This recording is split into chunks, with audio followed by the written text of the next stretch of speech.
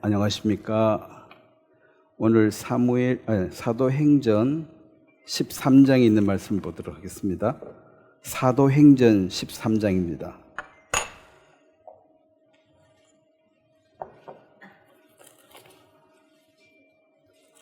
사도행전 13장 22절 한 절만 제가 읽겠습니다. 사도행전 13장 22절 패하시고 다윗을 왕으로 세우시고 증언하여 이르시되 내가 이새의 아들 다윗을 만나니 내 마음에 맞는 사람이라 내 뜻을 다 이루리라 하시더니. 자, 거기까지 읽겠습니다. 제가 한번 기도를 하겠습니다. 하나님 우리 아버지, 예수님을 통한 구속의 큰 은혜를 입은 저들이 오늘 또 귀한 시간을 내어서 함께 모였습니다. 성령께서 우리 마음에 두루 역사하심으로 우리 마음에 들을 수 있는 귀와 주의 역사를 볼 수 있는 눈을 열어주시며 또 깨닫는 마음을 허락하셔서 이전과 이후가 달라질 수 있도록 주님이 역사하시게 되길 바랍니다. 세상은 여러 가지로 복잡합니다. 주의 뜻이 흔들리지 아니하고 이루어질 걸 믿기 때문에 우리가 다만 주께서 원하시는 그 뜻이 이 교회를 통해서 나타나고 또 이 세상은 정말 주님 보시기에 합당하지 못한 많은 일들이 일어나고 있습니다. 우리가 세상과 분리되어져서 모인 이 거룩한 교회를 주님이 지키시며 우리 마음에 새 힘을 주심으로 세상을 향해서 담대하게 주의 귀한 복음을 전가할 수 있도록 저들을 사용해 주시길 바랍니다. 오늘 이 한 시간 주께서 영광을 받아 주시길 바라고 예수님의 이름으로 기도드렸습니다. 아멘. 오늘은 다윗의 마음이라는 제목으로 말씀을 전하려고 합니다. 여기 22절에 보면 내가 이새의 아들 다윗을 만나니 내 마음에 맞는 사람이라. 자, 하나님의 마음에 맞는 사람 다윗인데 이 어떤 마음을 가져서 하나님 마음에 맞았느냐? 우리가 잘 알다시피 하나님은 그 사람의 외모를 보지 아니하시고 마음의 중심을 보신다. 그 중심이라는 그 뜻은 그 마음의 동기, 어떤 일을 했는데 왜 했느냐는 거죠. 왜 했느냐. 효도하는 것도 그 상속을 받기 위해서 효도할 수도 있습니다. 그리고 진짜 부모께 감사해서 할 수도 있고. 근데 그 행위는 똑같아요. 근데 마음의 동기를 보면 왜 부모한테 잘하느냐? 그래야지 상속받지?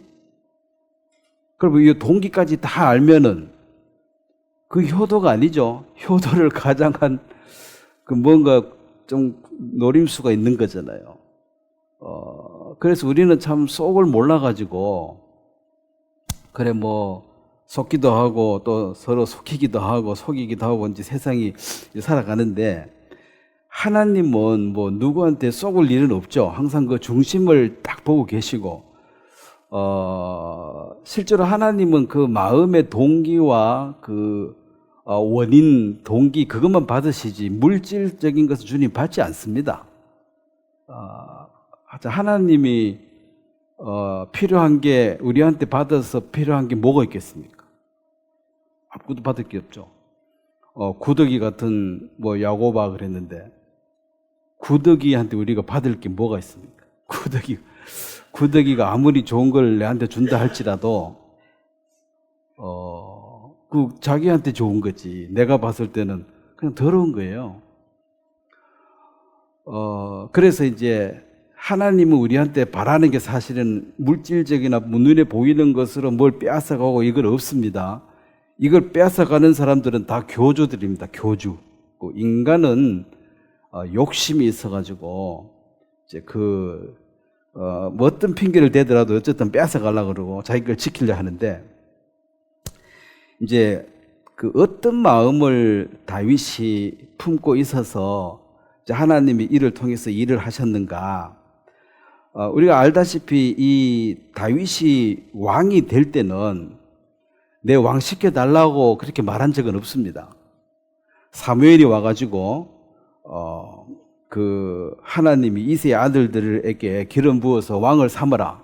왜냐하면 사울을 왕으로 세웠을 때 하나님께서 첫 번째 그 아말렉을 진멸하라는 명령을 내렸는데, 그 아말렉은 이스라엘이 출애굽할 때 그 힘들고 어려울 때 또 뒤처진 자들을 와서 공격을 해서 그 출애굽기에 보면은 모세가 기도할 때 손이 내려가면 지고 올라가면 이기니까 아론과 훌이 손을 받쳐주고, 그때 아말렉과 싸움인데 하나님이 약속했습니다. 내가 반드시 이 아말렉 족속을 멸망시킬 것이다.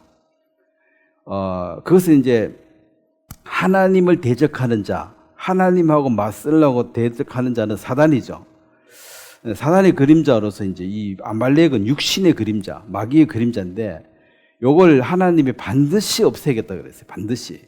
그래서 사울이 왕이 되자마자 그거 시켰는데 안 했어요. 가가지고 하긴 했는데 한 90%만 하고 나머지는 진멸하라 그랬는데 자기 보기 좋은 짐승들을 가져와가지고 왜 가지 않느냐 그러니까 하나님께 제사 드리려고요 그랬는데, 사실은 자기들 먹으려고 그랬죠.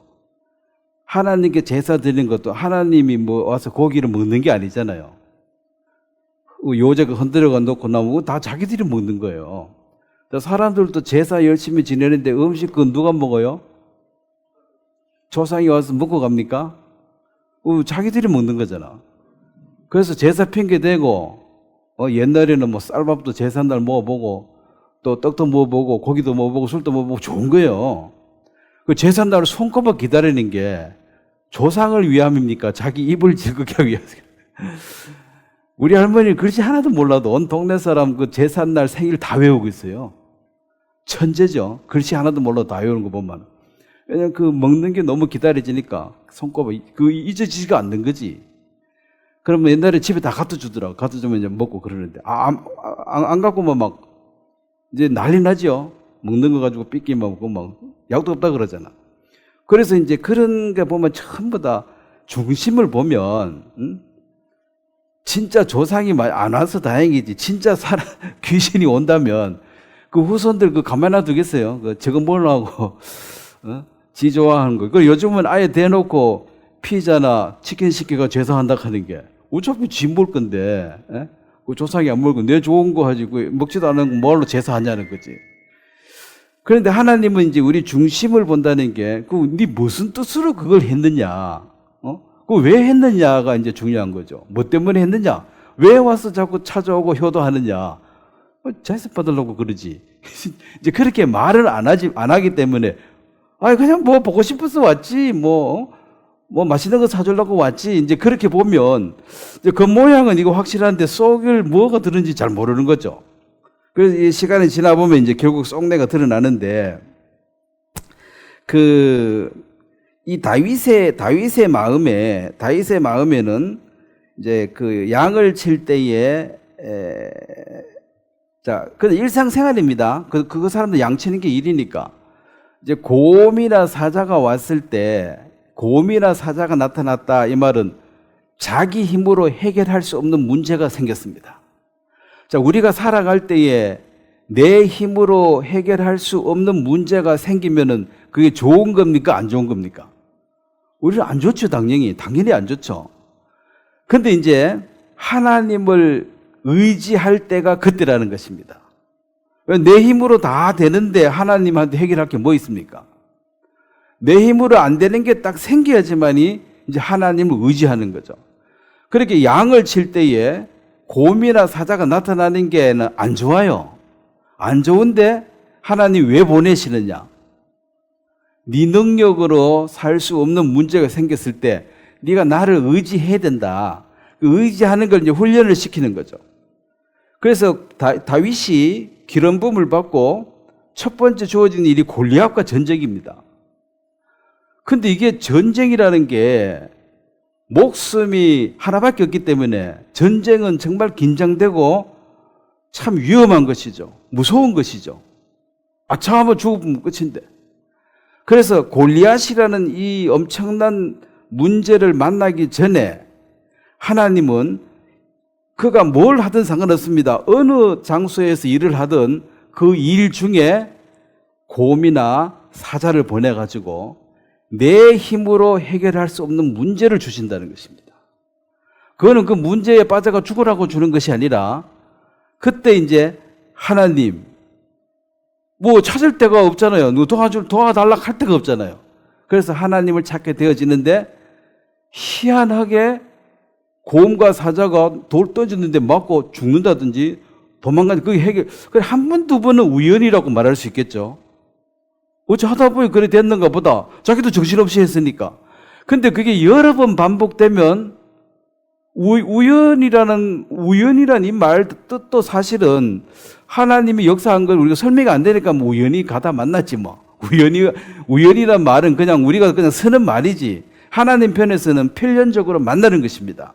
우연이란 말은 하나님 없습니다. 우리가 하나님의 역사를 잘 모르니까 우연히 누구를 만났고 우연히 어떻게 됐고 이렇게 말하는데 우연이 아닙니다. 하나님이 계획하신 바대로. 그래서 이미 훈련을 열심히 받고 있었습니다. 그 훈련이란 것은 뭐 학교 가서 공부해가지고 시험 친 게 아니라 어려움이 왔을 때 하나님을 의지하는 것. 그래서 이 기름 부은 반 일어날 때 양치고 있었어요. 그럼 양치기를 이제 그 위에 형들은 전쟁터에 가고 이제 이 다윗이 이제 막내니까 그 일을 하고 있었는데 누가 봐도 왕 될 감이 안 되니까 그 왕 기름 부음을 부르는 그 장소에 다윗은 초대받지도 못했습니다. 초대받지도 못했고 근데 이제 사무엘이 와가지고 네 아들이 다냐 이게 그 하나 있는데 걔는 뭐 왕 될 감이 아니라서 그냥 그 양 지키고 있다고 데려오라 그런 거죠. 그래서 데려왔을 때 하나님이 그의 기름을 부었고, 자, 그 사무엘상 16장을 한번 잠깐 펴보겠습니다. 사무엘상 16장입니다.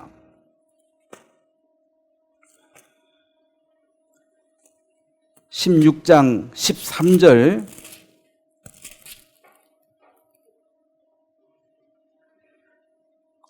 자, 16장 7절에 아까 제가 했는 말씀을 있습니다. 여호와께서 사무엘에게 이르시되 그의 용모와 키를 보지 말라. 내가 이미 그를 버렸노라. 내가 보는 것은 사람과 같지 아니하니 사람은 외모를 보거니와 나 여호와는 뭘 본다 그러세요? 중심을 보느니라. 그래서 그 마음의 동기를 보고 있다는 것입니다. 뭐 때문에 저래 하는지. 우리는 하는 것 행동만 보죠. 하나님은 동기를 보고 있다는 것입니다. 그 키 용모를 보지 말라. 뭐 지금 또 결혼할 때 키 얼굴 생기는 거 제일 많이 보죠. 그 옛날에는 남자들만 많이 이제 그 따졌는데 요즘 여자들도 그 많이 따져가지고 키 작은 여자는 내가 키가 적으니까 키 큰 남자하고 결혼해야 된다 이런 말하고 또 키 큰 여자는 내가 키가 크니까 또 키 큰 남자하고 결혼해야 된다 이렇게 말하니까 욕심이 보이죠. 그러면 적으면 적은 사람 큰 사람 이래 하든지 바카든지 둘 다 욕심이 보이잖아요. 키가 적으니까 키 큰 남자. 나는 키가 크니까 또 키 큰 남자. 그럼 키 작은 남자는 정금 못 보는 거지 뭐. 외모만 보니까. 그 옛날이나 지금이나 뭐 사람이 뭐 변하겠습니까? 딱 봤을 때 야, 그게 덩치 좋네, 크다. 이거 다 호감이 가는 거죠. 근데 다윗은 그렇지는 못했습니다.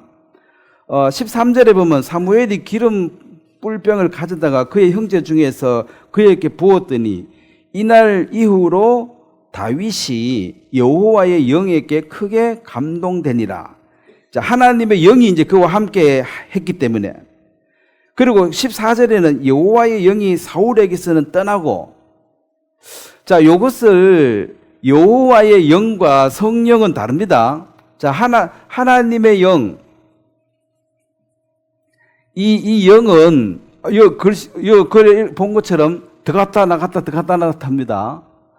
근데 죄 사함을 받고 받은 우리가 성령은 이 성령은 한 번 들어오면은 절대로 나가지 않습니다.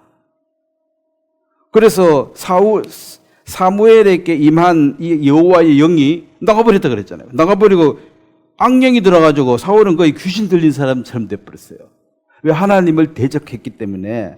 하나님을 등졌으니까 누구 편에 섰습니까? 악한 자, 마귀 편에 섰으니까 마귀가 그를 종 삼은 거죠. 그리고 이 하나님의 이 역사 앞에 이 계속해서 사울은 하나님을 대적합니다. 하나님을 대적한다는 게, 하나님은 다윗을 통해서 마태복음 1장에 1절에 아브라함과 다윗의 자손 예수 그리스도의 세계라, 이 다윗이 살아서 자식을 낳아서 그 자식 중에서 예수님이 태어나야 되는데 계속해서 다윗을 죽이려고 그래요. 자, 다윗을 죽여버리면 돼야 안 돼요. 그 자식 놓고 죽어야지. 미리 죽으면 안 되잖아. 그래야지 예수님이 그 족보에서 나와야 되는데 장가도 못 가고 죽어버리면 안 되잖아요. 그래서 하나님은 무조건 지켜야 되는 거죠. 지켜야 되는데 사울은 그걸 무조건 죽이려고 그런 거예요. 무조건. 그러니까 이게 대적자고 이런 악한 자에게 속했다는 거죠. 그래서 여호와의 불인 악신이 그에게 임했다. 16장 14절. 자, 그거 한번 같이 한번 읽겠습니다. 여호와의 영이 사울에게서 떠나고 여호와께서 부리시는 악령이 그를 번뇌하게 한지라. 일평생 미친 마음을 품다가 죽는다. 이게 전도서에 있는 말씀입니다. 사람이 나 안 미쳤는데 하지만은 그 미쳤는 것도 두 가지입니다. 뭐 일에 미쳤다, 공부에 미쳤다, 뭐 이렇게 좋은데 미친 것도 있고, 뭐 술에 미쳤다, 도박에 미쳤다. 이건 안 좋은데 미친 거야. 그러니까 우리가 하나님과 교통하면서 살아야 되는데 하나님 등지고 다른 데 완전 올인하고 살아가는 이게 미친 마음이에요. 그래서 나중에 인생 다 살고 보면 내가 뭐 때문에 살았지? 이제 허망한 거지. 미쳐가지고 뭘 해야 될지도 모르고 그냥 세월 다 보낸 거죠. 그래서 이제 하나님을 섬기는 이 다윗의 마음 속에 또 사울은 하나님을 대적하는 마음, 이게 비교가 되어 있습니다. 근데 점점 다윗은 이제 강해지고 사울은 찌그러 들어가서 마지막에 죽임을 당합니다. 죽임을 당하는데, 자, 다윗이, 사울이 이제 뭘 했냐면, 이 기름 부음을 받고 난 뒤에부터 이 다윗이 하나님과 함께 하심을 보고는, 미워하고, 계속 경계하는 거죠. 무서워하고 계속 죽이려고 그러고. 그래가지고 그냥 가만히 있는 사람을 죽이면은 뭐 면목이 안 서니까 명분을 만드는데, 내가 딸을 주겠다. 딸을 줄 테니까 전쟁에 가서 저 골리앗을 좀 죽여라. 이런 얘기들, 아니면 또 양피 100개를 배우면은 내 딸 미가라고 또 결혼을 시켜주겠다. 요런 얘기들을 해서 결국은 그런 일을 하는 중에 죽어버리라고. 다윗도 이런 장계를 부를 때가 있었는데 우리아를 죽이고 싶은데 그냥 죽이면은 명분이 안 서니까 전쟁터에 맨 앞줄에 서가지고 요압에게 시키죠. 요압이 군대 장관인데 계속 전진하라고. 언제까지 전진입니까? 우리아가 죽을 때까지. 우리아 딱 죽으면 됐다. 후퇴. 그러고 왕한테 편지하는 거죠. 전쟁하다가 어느 군사가 좀 죽었습니다. 그런데 그 중에 우리아도 포함되어 있습니다. 다윗이, 이거 뭐, 전쟁하다 보면 죽을 수도 있고, 괜찮다 하면서 이제. 원래 같으면 왜 무리하게 계속 공격해가지고, 죽게 하느냐, 이렇게 말해야 되는데, 우리아가 죽었다 하니까, 뭐, 전쟁하다 보면 죽을 수도 있고, 살 수도 있고, 그런 거지, 막 괜찮다. 그래서 이제, 우리아를 죽여버린 것인데, 근데 하나님은 그 중심을 다 알고 있잖아요.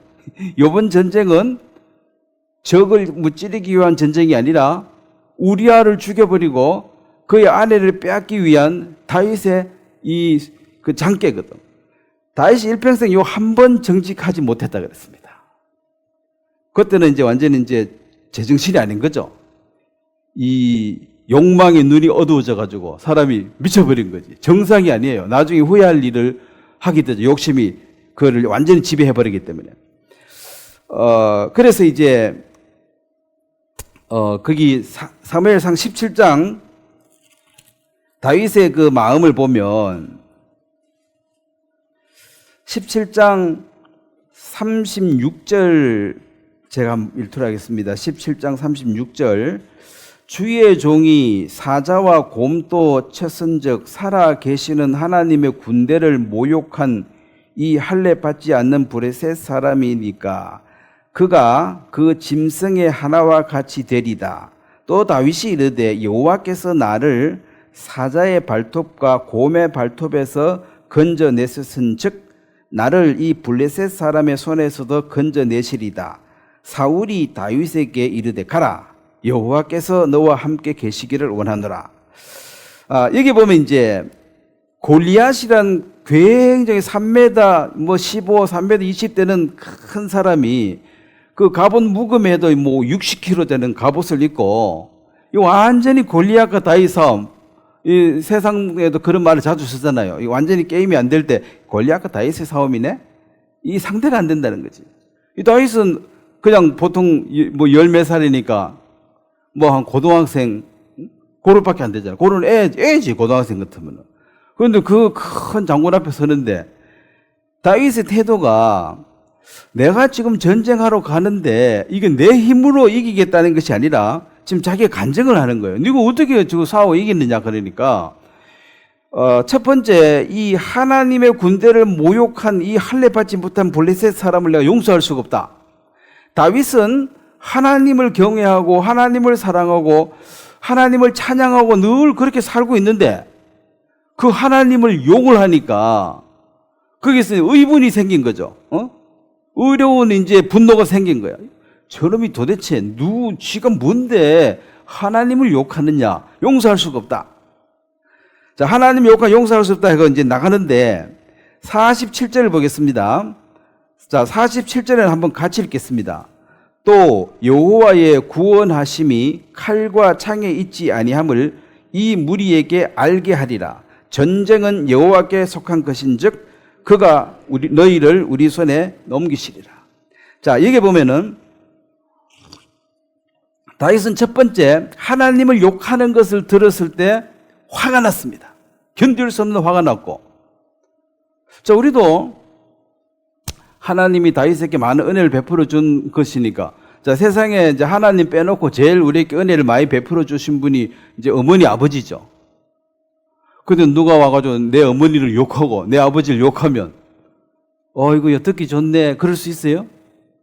이놈아 네가 뭔데 우리 어머니 욕하냐고 하고 당장 대드는 거죠. 그러니까 하나님을 욕하니까 대들었고, 그러고 이 무식한, 하나님을 모르는 게 무식한 이방인입니다. 이 무식한 이방인들에게 하나님이 살아 계시는 것을 내가 알게 해주겠다. 그렇게 큰 골리앗이고 나는 조만한데 그러면 내가 당연히 져야 되는데 하나님이 골리앗을 어떻게 죽이는가를 너가 한번 보라는 거지. 하나님은 나는 이게 처음이 아니야. 하나님은 곰도 사자도 여러 번 죽여줬어. 내가 곰과 사자를 죽이는 게 아니었다. 내 힘이 없었다. 그만큼. 근데 하나님이 계속해서 곰과 사자를 여러 번 죽여주시는 것에 대해서 다윗은 늘 감사하고 하나님의 큰 은혜와 사랑을 늘 노래하고 살았는데 오늘 그 하나님을 욕하는 골리앗을 만났을 때 저놈이 하나님을 욕을 하네? 그래서 화가 나는 거죠. 그래서 내가 하나님이 살아 계시는 것을 보여주겠다 이 말은 골리앗 어떻게 죽는 거 한번 봐라. 뭐 나는 이미 많이 봤지만 나는 곰과 사자를 하나님 주는 걸 많이 봤지만은 너희들이 이제 보게 될 것이다. 그래서 이 골리앗을 죽여버리는 이것이, 자 50절 보겠습니다. 그 17장 50절 한번 같이 읽겠습니다. 다윗이 이같이 물매와 돌로 블레셋 사람을 이기고 그를 쳐 죽였으나 자기 손에는 칼이 없었더라. 자, 칼과 창으로는 전쟁을 해가 이기는데 이 골리앗은 만반의 준비를 하고 왔네. 다윗은 뭐 칼도 없었더라. 그 골리앗 칼 빼가지고 골리앗 목 잘랐거든요. 그래서 이것은 누가 봐도 이제 하나님이 이기게 해주셨다. 그것을 사람들에게 보여줄 것이다. 그 내가 잘난 것을 너희들이 보게 되리라가 아닙니다. 하나님이 살아계심을 너희들이 보게 될 것이다. 그렇다면 오늘 우리가 이 땅에 살아갈 때에 우리가 이 땅에서 평범한 사람들하고 섞여서 같이 살아가고 있습니다. 그러면 하나님 우리를 선택하신 이유는 우리가 골리앗처럼 튼튼하기 때문에 선택한 게 아닙니다. 골리앗처럼 내가 골리앗이고 상대가 다윗 같으면 하나님 뭘로 도움 달라 하니까 가서 한 방 때리면 죽었는데 그걸 끝나쁜데 기도할 것도 없는데 이제 반대니까 이 내가 해결한 문제는 산처럼 크고 나는 그냥 너무 약하니까 이제 하나님을 의지하게 되는데 그 하나님을 의지한다는 것은 나를 통해서 하나님이 나타나는 것, 하나님이 어떠하심을 사람들로 하여금 야, 저거 믿는 하나님은 도대체 누구냐? 너가 믿는 하나님은 도대체 뭐냐? 어떻게 그런 문제들 앞에서도 그걸 평안히 해결할 수 있느냐? 그래서 이 골리앗이라는 것은 우리가 해결할 수 없는 산 같은 문제입니다. 이 산 같은 문제를 다윗이 만나기 전에 곰과 사자, 요거보다는 적지만은 그래도 자기 힘으로 해결할 수 없는 문제를 당해서 그걸 통해서 연단을 받았다는 것입니다. 훈련을 받았다는 것입니다. 그래서 진짜 큰 문제가 나타나도 만약에 무섭고 당황스러우면은 도망가면 돼요. 이건 지원병이거든. 이거 징집돼서 싸우는 게 아니고 이 다윗은 어려가지고 전쟁 안 가도 돼. 근데 자기가 자원해서 뛰어들었죠. 왜? 사랑하고 존경하는 하나님을 욕을 하니까. 그럼 자기 어머니 아버지 욕하는 거 보고 가만히 지나가는 사람이 어디 있습니까? 그러니까 아들들은 자기 어머니 지키는 것이 이게 이제 큰 일이라. 자기 어머니를 지켜야 돼. 뭐 아버지는 알아서 잘 사시니까 놔놓고 어머니를 지켜야 돼. 내 어머니를 욕한다. 누가 내 어머니를 때린다. 보고 그냥 지나갈 사람 아무도 없어요. 반드시 가서 보복합니다.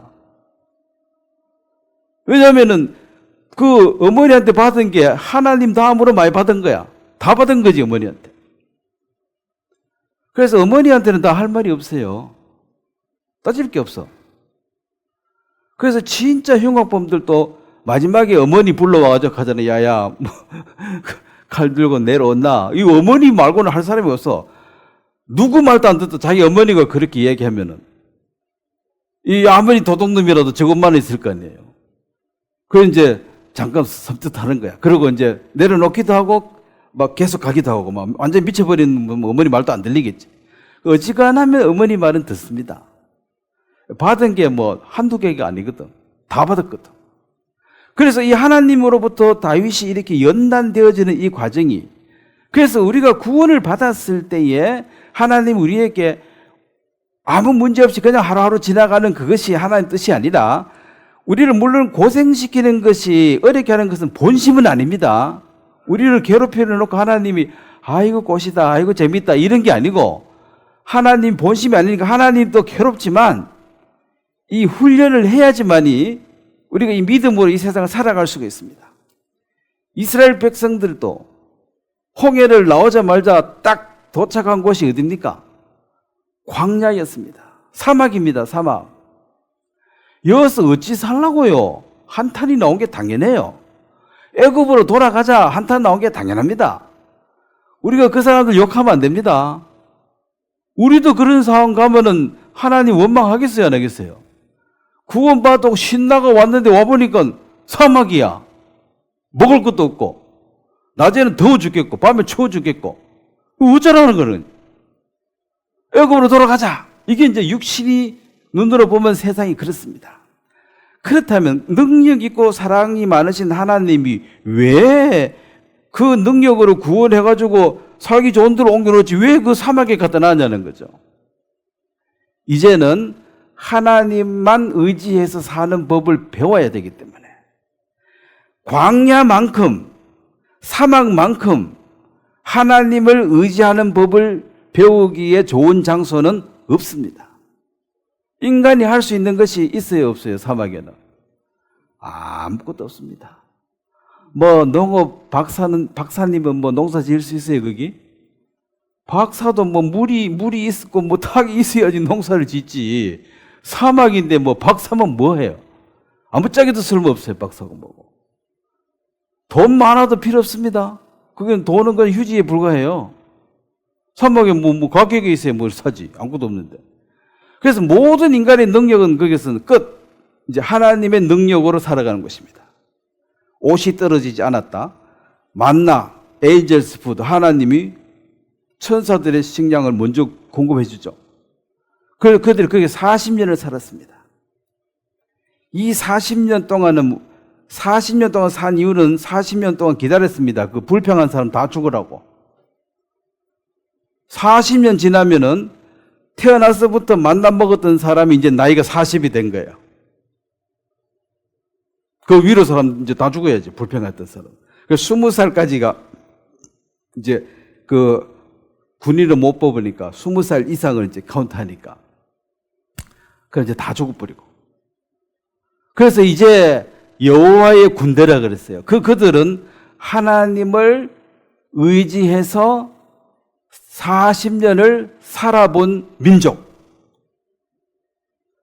그러니까 여리고성에 딱 들어갔을 때 여리고 백성들이 간담이 다 녹았다 이 말은. 이제 뭐가 사람들이 오는데 이제 어디서 오는 사람인가 조사를 해보니까 사막에서 40년 살다 온다는 거예요.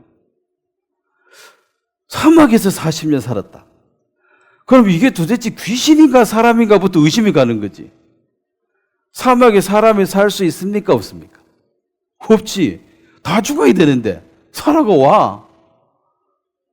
전쟁하는 것도 이상해. 싸우지도 안 하고 여리고성 한 바퀴 돌고 한 바퀴 돌고 가고 한 바퀴 돌고 가고 뭐 희한해. 귀신 같아.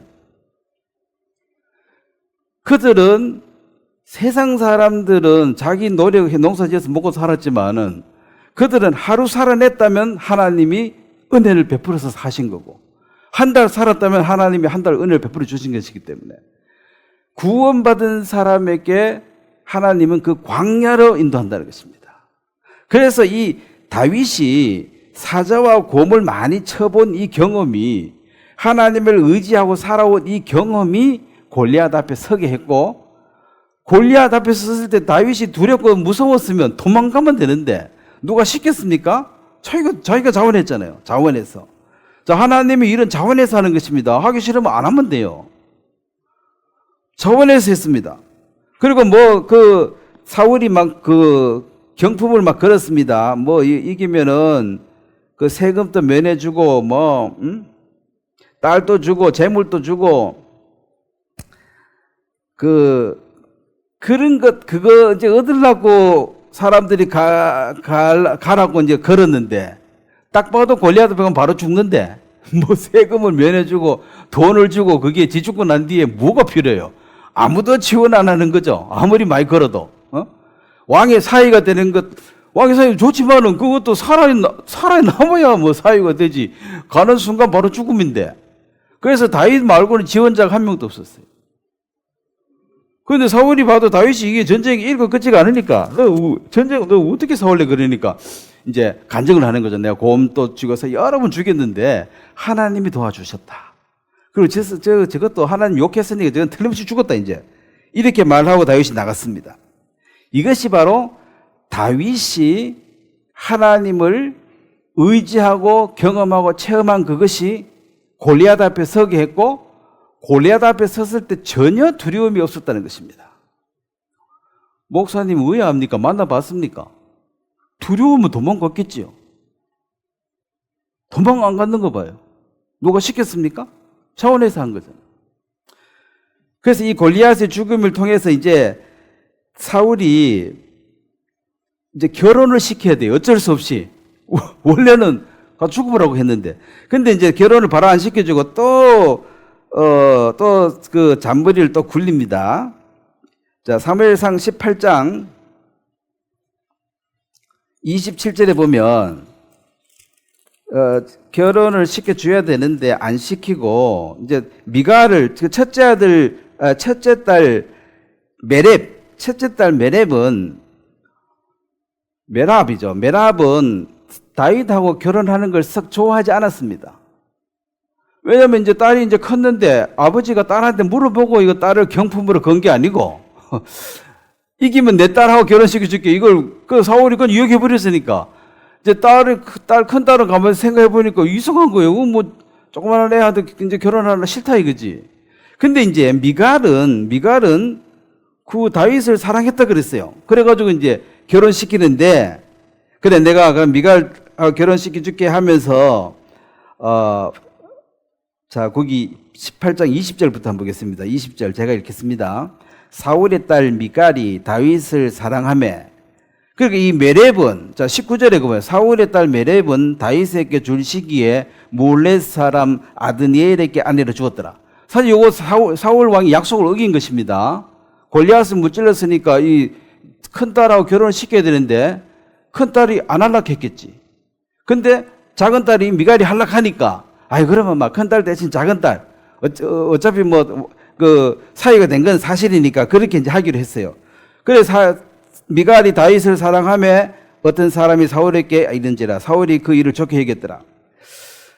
스스로 이르되 내가 딸을 그에게 주어서 그에게 올무가 되게 하고 블레셋 사람의 손으로 그를 치게 하리라 하고 이에 사울이 다윗에게 이르되 네가 오늘 다시 내 사이가 되리라 하니라.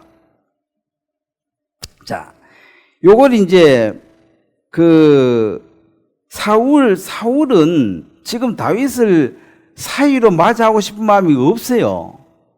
근데 약속을 했기 때문에 할 수 없이 이제 사이로 해결해야 되는데 큰 딸은 안 할락하니까 딴 데 시집 보내버리고 그 작은 딸이 뭐 철딱서니가 없었는지 어쨌든 이제 이게 나이가 비슷했는지 좋다 그러니까 그러면 뭐 얘를 보내야 되겠다. 근데 그냥 안 하고 그 블레셋에 가서 또 양피를 100개를 배우라 그랬잖아요. 그것은 그거 가서 죽으라는 뜻이거든요. 죽으라. 그런데 양피를 200개 배고 와버려요.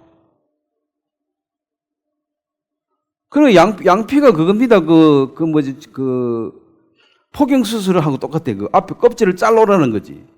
그러면은 그거 자르면 죽어라 이 말이니까 그 사람 100명 죽여가지고 표시로 다 잘라오라는 거지. 그런데 다윗은 200개를 잘라왔습니다. 그래서 이제 결혼을 이제 하게 되는데, 자, 그게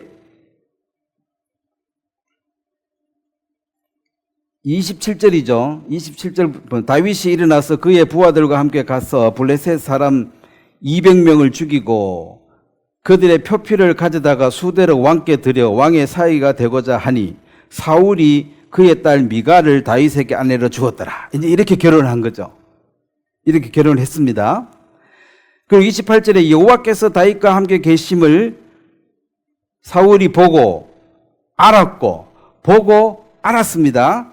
사울의 딸 미갈도 그를 사랑하므로 사울이, 자 29절 한번 같이 읽겠습니다. 사울이 다윗을 더욱 두려워하여 평생에 다윗의 대적이 되니라. 요게 이제 악한 자에게 속한 마음이에요. 여기 마귀에게 잡힌 사람이에요. 하나님과 함께하고 하나님의 사람 같으면은 친해져 가지고 같이 잘 지낼 생각을 해야지.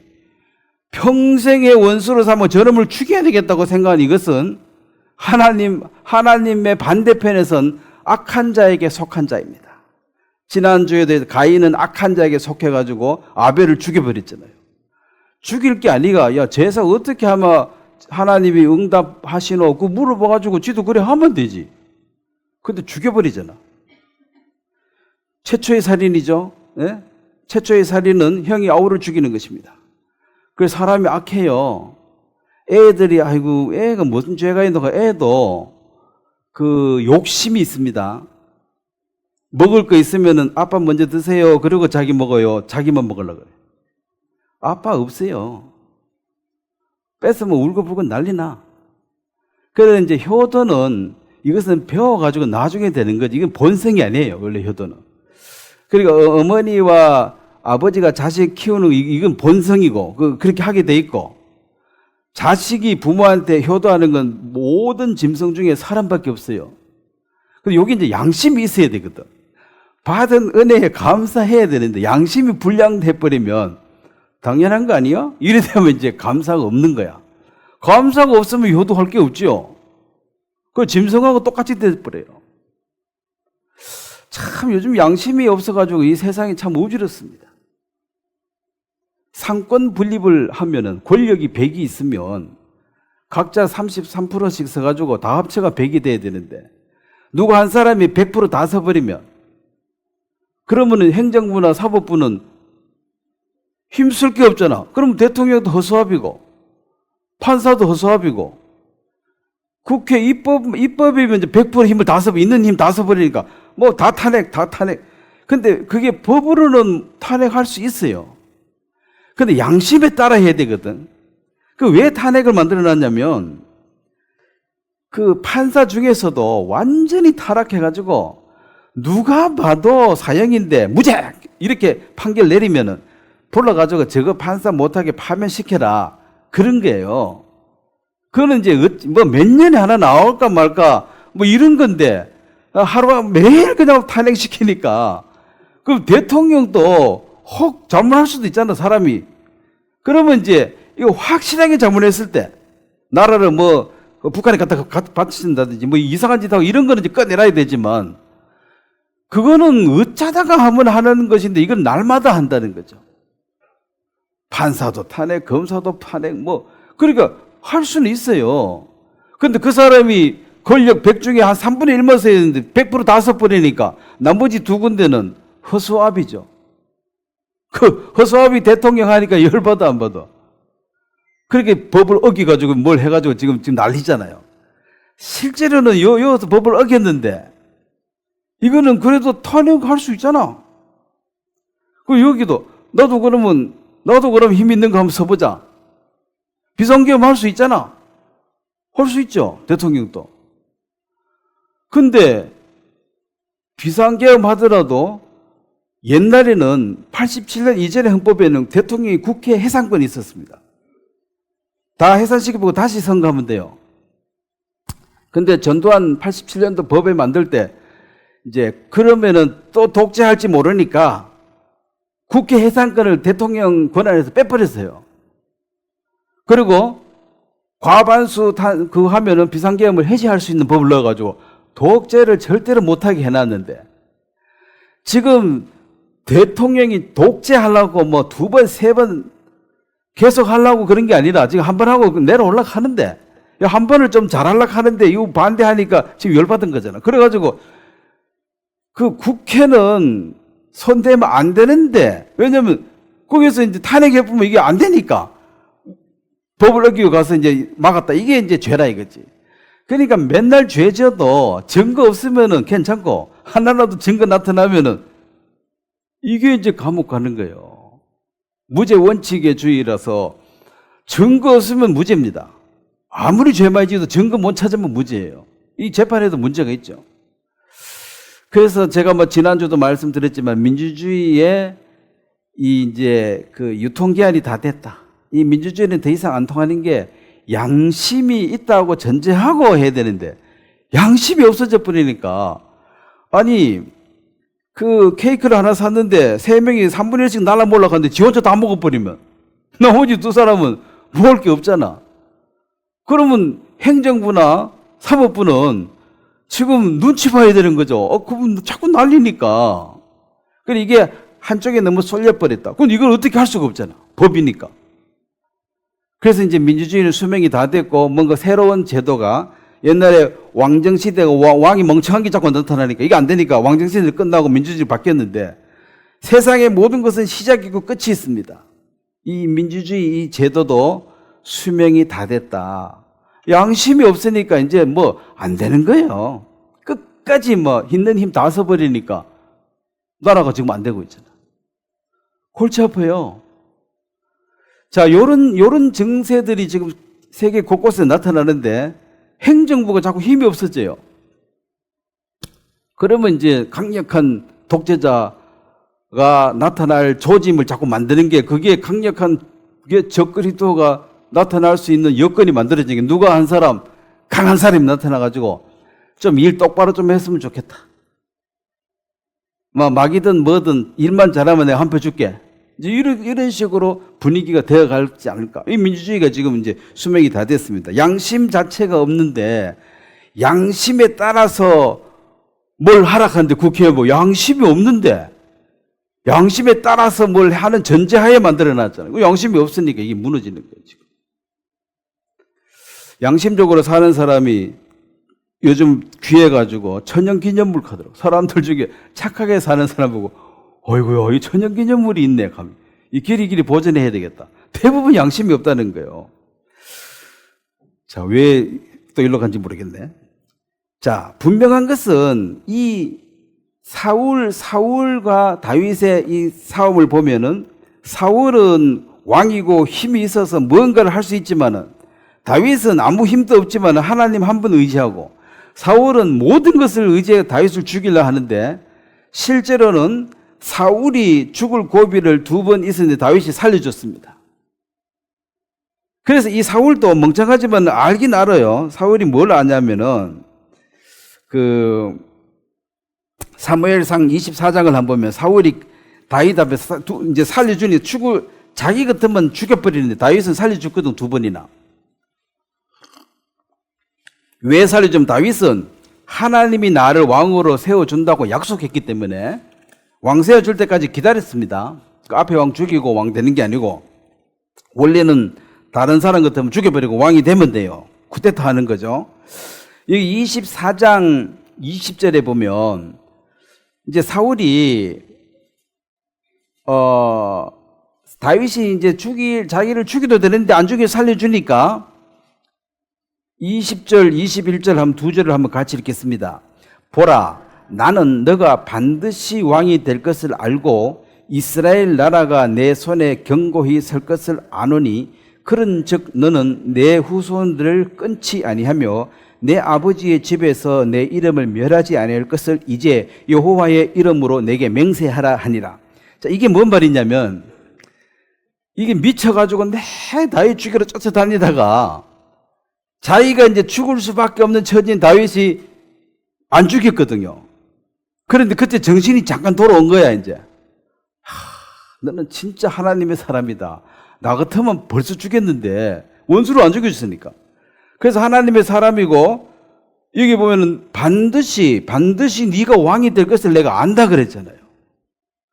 안다 그래 알면은 그와 함께 동행하고 마음을 같이 해야 되는데 또 돌아서면 또 죽이려고 그래. 그러니까 이게 미친 악령이 들어가지고 그리고 귀신 들린 사람도 잠깐씩 정신 돌아올 때는 있거든요. 늘 이제 헛소리 하다가 한 번씩 정신 돌아오는데 이때는 정신이 돌아왔을 때야. 네가 왕이 될 것을 내가 안다. 그러니까 그래 우리 집안을 전멸시키지 마라. 이게 이제 그 하나님 네가 존경하고 사랑하는 하나님의 이름으로 맹세해라 그래요. 하여튼 그래도 직권 다 챙겨. 응? 나쁜 놈도. 저 집안은 이제 자기 같으면 전멸시키거든. 그 전멸당하기 싫으니까 하나님으로 맹세해라. 응? 그래서 나중에 보면 이제 그 다윗이 무비보셋에게 은혜를 베풀어 줍니다. 그 얘기도 나중에 하겠습니다만은. 그래서 이 요나단이 사울의 첫째 아들이고 이 사울도 다윗과 이제 같이 지내보니까 하나님과 함께하는 사람하고 자기 이 욕심으로 사는 차이가 나니까 비교가 되니까 자기도 알아. 근데 이 알면은 그렇게 행해야 되는데 아는데 또 죽이려고 그러잖아요. 하나님이 함께 하심을 내가 안다. 네가 왕이 될 것이다. 그러면은 그 앞에 가서 이제 왕이 시하고 무릎 꿇으면 되지. 근데 나는 죽어도 니한테는 무릎 못 꿇어. 차라리 내가 죽지. 그래가 죽은 거예요. 자살했습니다, 막판에. 자살할 용기보다는 차라리 무릎 꿇는 게 낫는데 제정신이 아닌 사람은 자살하는 게 낫지 무릎은 못 꿇는다는 거지. 그래서 이제 이 사울이 영 멍청하고 모르는 게 아니라 정신 차렸을 때 보면 다 알고도 계속해서 악한 자에 속해가지고 그런 미련한 삶을 평생 사는 것입니다. 자, 다윗의 이 결혼하는 태도도 보면 이제 다윗과 결혼한 이 미갈은 피로 양필 200이 잘렸으니까 피남편이거든. 피로 맺어진 언약이다. 나중에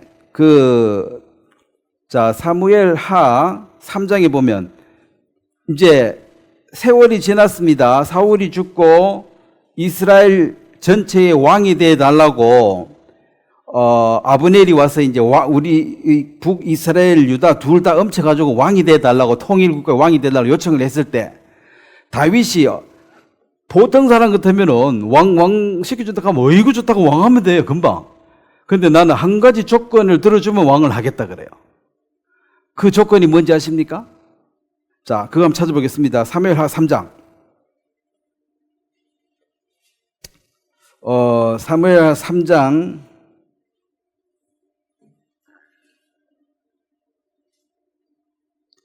13절입니다. 13절. 13절, 14절을 한번 같이 읽겠습니다. 다윗이 이르되 좋다. 내가 너와 언약을 맺거니와 내가 네게 한 가지 일을 요구하노니 나를 보러 올 때에 우선 사울의 딸 미갈을 데리고 오라.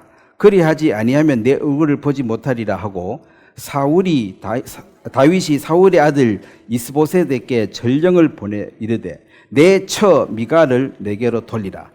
그는 내가 전에 블레셋 사람의 표피 100개로 나와 정원한 자니라 하니라. 여기 이제 자, 그게 13절에는 사울의 딸 미갈이라 그랬고 14절에는 내 처라 그랬습니다. 결혼이라는 것도 모형이고 비밀이 크도다 그랬는데, 자, 마태복음 19장을 한번 보겠습니다. 결혼의 비밀. 마태복음 19장에, 다 여러분 결혼하셨기 때문에 이 결혼의 비밀입니다. 결혼의 비밀이 크도다. 뭐 결혼에 무슨 큰 비밀이 있습니까? 한 몸 된다 그랬습니다. 마태복음 19장 5절 6절입니다. 5절 6절 한번 같이 읽겠습니다. 말씀하시기를 그러므로 사람이 부모를 떠나서 아내에게 합하여 그 둘이 한 몸이 될지니라 하신 것을 읽지 못하였느냐. 그런즉 이제 둘이 아니요 한 몸이니 그러므로 하나님이 짝지어 주신 것을 사람이 나누지 못할 것이니라 하시니. 자, 여기 보면은 한 몸이라 그랬습니다. 한 몸이고 하나님이 짝지어 주신 것을 사람이 나눌 수가 없다. 물론 이제 육신의 결혼 얘기를 하면서도 모든 성경 얘기는 그리스도를 나타내는 모형입니다. 우리의 진짜 신랑은 누굽니까? 예수님이죠. 예수님하고 결혼을 했다. 신부. 그러면 이제 예수님과 나는 따로 떨어져 있는 둘이 아니고 한 몸이다. 예수님은 머리고 나는 몸이고. 그래서 이것은 누가 짝지었어요? 하나님이 하나로 짝지었다. 그 이혼은 절대로 안 된다. 이런 개념의 얘기, 그것도 물론 뭐 표면적 내용은 그렇게 볼 수 있지만 더 영적으로 생각해 보면 예수님과 결혼한 신부, 구원받은 사람은 무슨 일이 있더라도 구원은 파괴되지 않는다. 한 몸이기 때문에. 무슨 짓을 해도 한 몸 된 것을 나눌 수는 없다. 그래서 이제 다윗이 그 이스라엘의 왕으로 올 때에 요구한 게 뭡니까? 내 처. 사울의 딸, 전에는 사울의 딸인데, 내 처. 미갈을 안 데려오면은 나는 너 얼굴도 안 보겠다 그랬어요.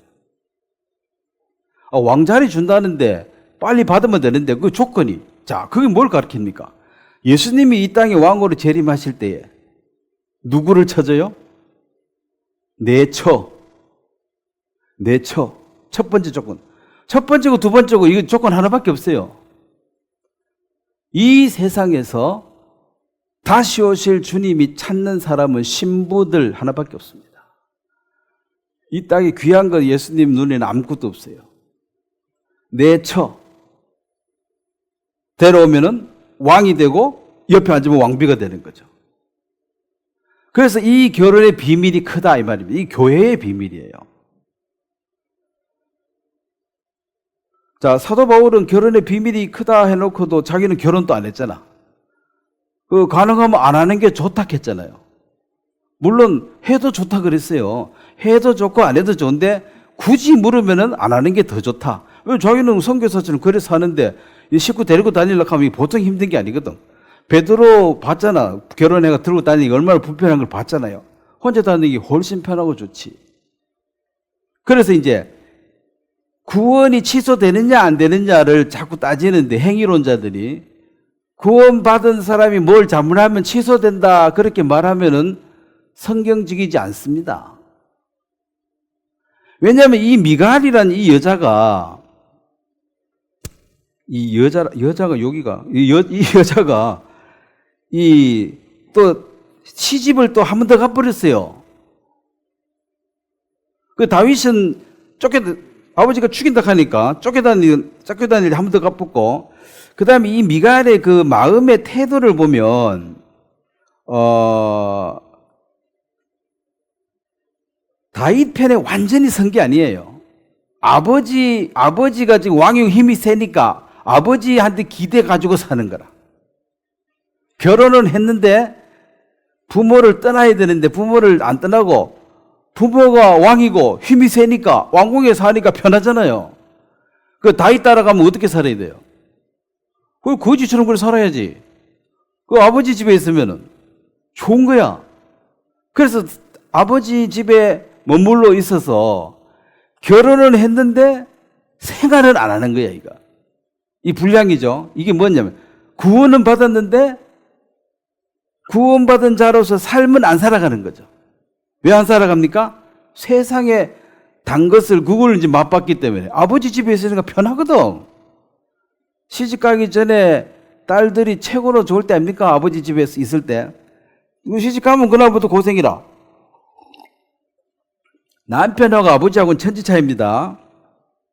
아이고, 우리 아버지 같은 남편이 있었으면 좋겠다. 그 사람 평생 시집 못 가요. 아버지 같은 사람이 어디 있어? 아버지는 하나뿐인데.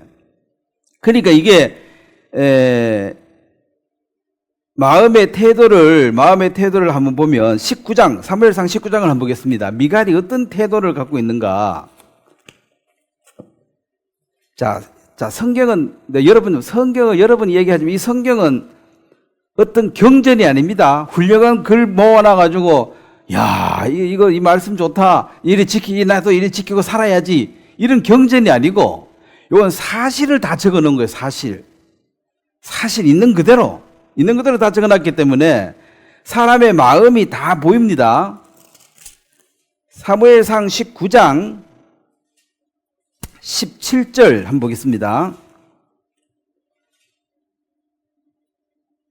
사울이 미갈에게 이르되 너는 어찌하여 이처럼 나를 속여 내 대적을 너와 피하게 하였느냐. 자, 그 뒤에부터 같이 읽겠습니다. 미갈이 사울에게 대답하되 그가 내게 이르기를 나를 너와 가게 하라. 어찌하여 나로 너를 죽이게 하겠느냐 하더이다 하니라. 자, 이게 무슨 말입니까? 이제 이걸 창 넘어 이제 달아내주고 신랑을 도망갈 수 있도록 이 미갈이 이제 했어요. 도와줬어요. 그래도 신랑이니까, 좋아했으니까. 죽는 것보다는 사는 게 좋으니까 내보내주고, 나는 안 가. 니만 가고 나는 안 가. 원래 그때 같이 가야 돼. 구원받았으면, 한 몸이 됐으면 같이 살아야 되는 건데. 이제 생활은 싫다는 거지. 생활은 왜 싫습니까? 왕궁이 훨씬 좋은데, 관계로 말로 따라가네요. 그래서 있는데 이제 아버지한테 하는 말이, 그가 내게 이르기를 나를 너와 가게 하라. 어찌하여 나로 너를 죽이게 하겠느냐. 이게 무슨 말이에요?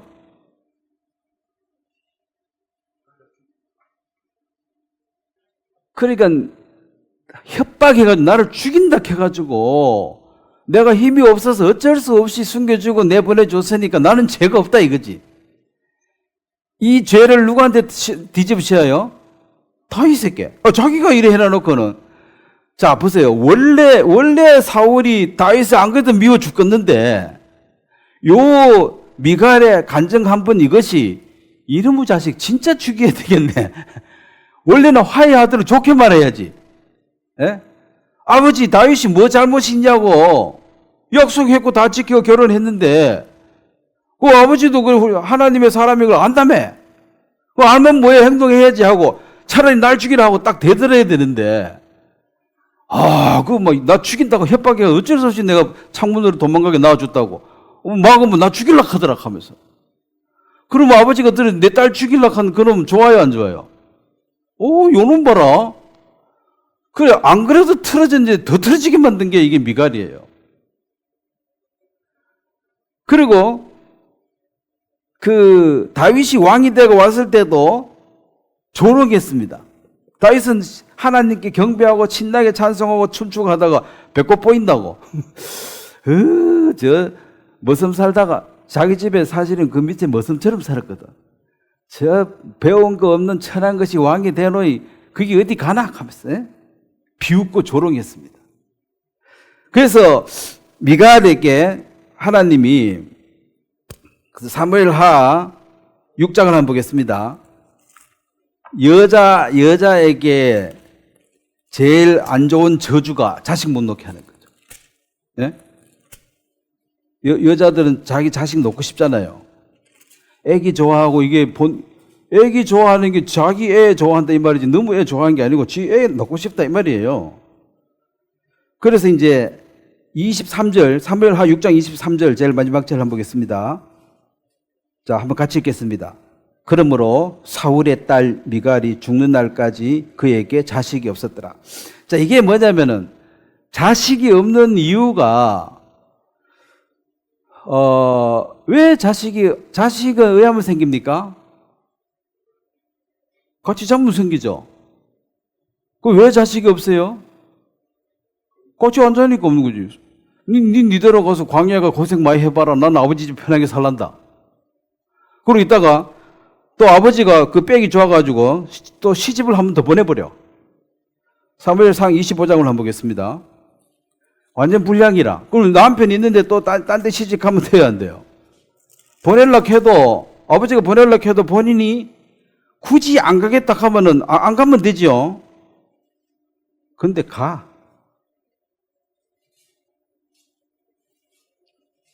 사무엘상 25장 44절입니다. 사무엘상 25장 44절을 한번 같이 읽겠습니다. 사울이 그의 딸 다윗의 아내 미갈을 갈림에 사는 나이스의 아들 발디에게 주었더라. 여기 발디엘. 자기 아버지가 왕이니까 뭐 시집 한 번 더 보내는 건 뭐 쉽지 뭐.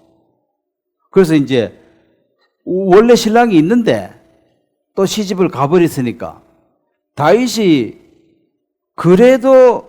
이런 거 다 알고도 내 처 미갈을 데려오라 이 말은 삶이 엉망이라도 내 처는 내 처잖아요. 결혼했으니까. 그래서 삶이 엉망이라도 천국 간단 말이에요. 반드시 다윗이 왕으로는 그 왕국에는 내 처는 와야 된다는 얘기. 강제로라도. 그러면 이제 칭찬받을 일이 있어요, 없어요? 이 미갈은 다윗 앞에. 그냥 고개 숙이고 뒷방에 가서 조용히 살아야 돼. 다윗은 아내가 많습니다. 이것은 이제 여러 사람을 구원한다는 다윗은 예수님의 그림자니까 이런 사람, 저런 사람, 이런 사람, 저런 사람 다 구원한다는 그림자예요. 근데 이 미갈은 공주님이시야.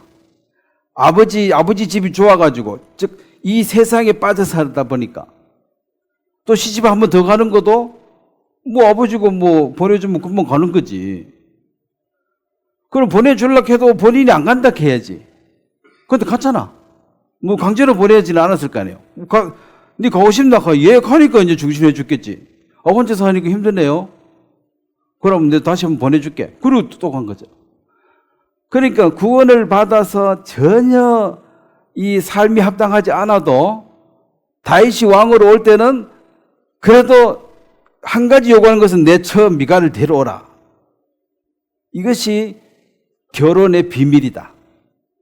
즉 예수 그리스도가 신랑이고 우리가 신부로서 한 몸이 된 자는 어떠한 경우에도 나눠질 수가 없게 돼 있다. 이것을 분명히 얘기하고 있습니다.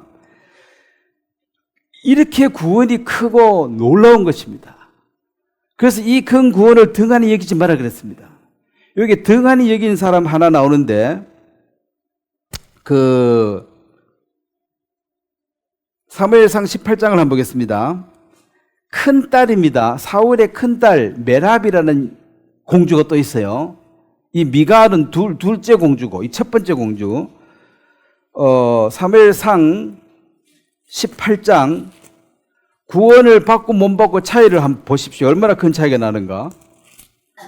다윗과 결혼한 것은 예수님과 결혼이니까 구원의 그림자고, 결혼 못 한 거는 구원 못 받은 사람의 그림자죠. 18장 17절, 사울이 다윗에게 이르되 내 맏딸 메랍을 내게 아내로 주리라. 오직 너는 나를 위해 용기를 내어 여호와의 사움을 싸우라 하니, 이는 그가 생각하기를 내 손을 그에게 대지 않고 블레셋 사람들의 손을 그에게 대게 하려 함이라. 요걸 이제 19절 봐요. 사울의 딸 메랍을 다윗에게 줄 시기에 이제 약속했으니까 해야 되는데, 무홀랏 사람 아드니엘에게 아내로 주었더라. 이 말은 미갈은 이제 두 번째 딸이니까, 미갈은 원래는 결혼할 생각이 없었는데, 이 맏딸부터 먼저 시집을 보내야 되는데, 이 메랍이 안 갈라고 했으니까, 다윗하고 안 할라고 했으니까, 거절했으니까, 그러면 사이를 삼는다 했으니까, 뭐 첫째 딸이든 둘째 딸이든 사이 삼으주면 약속은 지킨 거니까, 첫째 딸 이거 해야 되는데 안 하려고 하니까 안 하고 딴 데 가버렸다. 더 좋은 남자한테. 그러니까 할 수 없이 그러면 둘째 딸로, 그래도 사울의 사이가 된 거는 맞잖아요. 그래서 이제 약속을 지킨 거예요, 사울이. 근데 여기 이제 딴 데 시집을 가버렸는데, 자, 사무엘하 21장을 한번 보겠습니다. 시집을 가서 어떻게 됐는가 결과를 한번 보겠습니다. 다윗과 결혼을 할 위치에 있다가 거절함으로 그 결혼이 깨지고, 그 결혼은 동생한테 가버리고 둘째한테 가버리고, 그럼 이 여자는 어떻게 살았는가 결과를 한번 보겠습니다. 구원받지 못한 사람의 인생의 결과입니다. 21장 3절부터 한번 제가 읽겠습니다. 다윗이 그들에게 묻되 내가 너희를 위하여 어떻게 하랴? 내가 어떻게 속죄하여야 너희가 여호와의 기업을 위하여 복을 빌겠느냐? 자, 여기에 보면 이제 사사기에 보면은 그 기브온 족속들이 이제 막 그 거지처럼 꾸며와가지고 우리는 참 멀리서 왔는데 하면서 해서 이제 약속을 맺어가지고, 그래 너 이거 살아라고 약속을 받아내가지고 이스라엘에서 물 캐는 자와 나무 패는 자, 물 긁는 자로 삼았더라. 이제 성전에 그게 제사 지낼 때 나무도 필요하고 또 물 갖다가 싣고 해야 되니까, 거기서 성전에서 이제 그 일하는 것으로 이제 그걸 은사죠. 그거 잘하는 그걸 이제 받았습니다. 분복을 받았어요. 그래서 그걸 하고 살도록, 이방인이지만 그 허락을 받고 살도록 허락을 했는데, 사울이 이거 다 죽여버렸거든. 쫓아내버리고. 그래서 이 기브온 족속들이 이제 죽임을 당했는데, 이 피가 땅에 쏟아지는, 땅이 이제 호소한다는 말이, 그 죽음에 대해서도 억울한 죽음이 있는 거죠. 여호와의 이름으로 맹세했잖아. 너도 이제 살으라고. 그런데 다 죽여버렸으니까 이제 한이 맺힌 거죠. 그래서 다윗이 할 때 흉년이 들고 문제가 생기니까 원인을 찾아보니까 이 기브온의 원한을 풀어주라는 거죠. 그래서 다윗이 찾아가서, 자, 내가 어떻게 하면은 속죄하고 니들이 마음을 풀어서 하나님이시여 이스라엘을 축복해 주셔서 기도해 줄 수가 있냐 물었습니다. 이 원한 가진 사람이 원한을 걸면 하나님 복을 안 주니까. 그래서 사시면서 누가 원한 재지 마세요. 그 사람이 하늘에 송달합니다.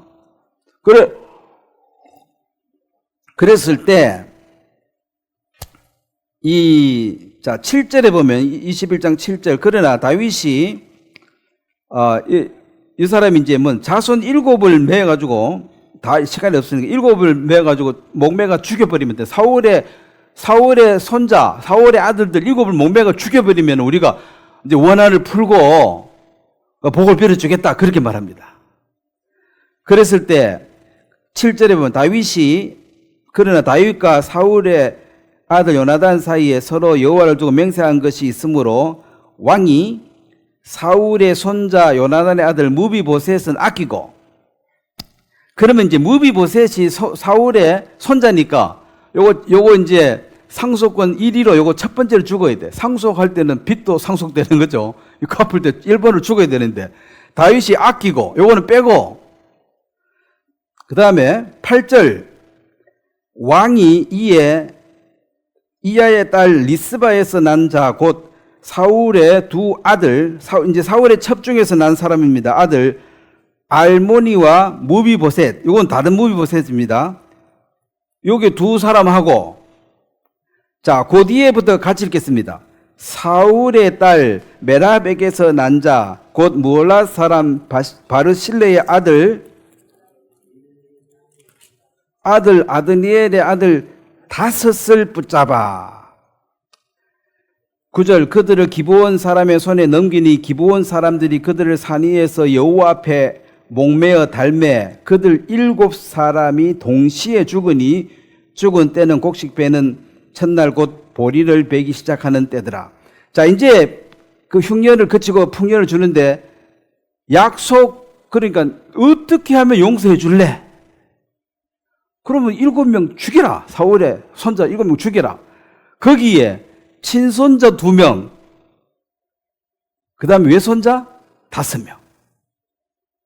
그럼 이 메랍이란 이 공주는 평생 자식 5명 낳아가지고 키워가지고, 물론 자식 낳았을 때 기쁘기도 하고 뭐 또 애가 또 말하고 또 걸어다니고 기쁨을 많이 주겠지만은 이 5명 아들들이 한날에 죽임을 당합니다. 그럼 남는 게 뭐가 있어요? 5명 열심히 나와가지고 키우고 했는데 한 달에 싹 죽어버리면 남는 게 뭐가 있어요? 아무것도 없죠. 그러니까 다윗을 만나서 결혼한 미갈은 그의 삶이 온전치 못하고 문제가 있어도 그래도 신부는 신부라. 근데 이 멜랍 큰딸은 먼저 결혼할 좋은 위치에 있었는데 싫다고 거절해가지고 더 좋은 남자한테 갔는데 아들 5 놓고 잘 살았어요. 근데 막판에 5명 다 목매가 죽여버리니까 인생이 허망하고 비통하고, 그 목매다른 아들 5명 보고 그 제정신 가지고 남은 인생 살겠어요? 이게 구원 못 받은 사람들의 삶의 결과입니다. 마지막에 가보면 뭐 잘 되는 것 같아도 뭐 아들 5 놓고 잘못 사네, 아이고 뭐 하나님 없어도 아무 상관없네, 그걸 끝까지 가봐야 한다니까. 끝까지 가보니까 한 방에 그냥 다 죽임을 당하는, 예수 그리스도를 받아들인 자와 받아들이지 못한 똑같은 조건에서 먼저 받아들일 수 있는 조건이 주어졌음에 불구하고 그걸 거부했잖아요. 그러니까 실질적으로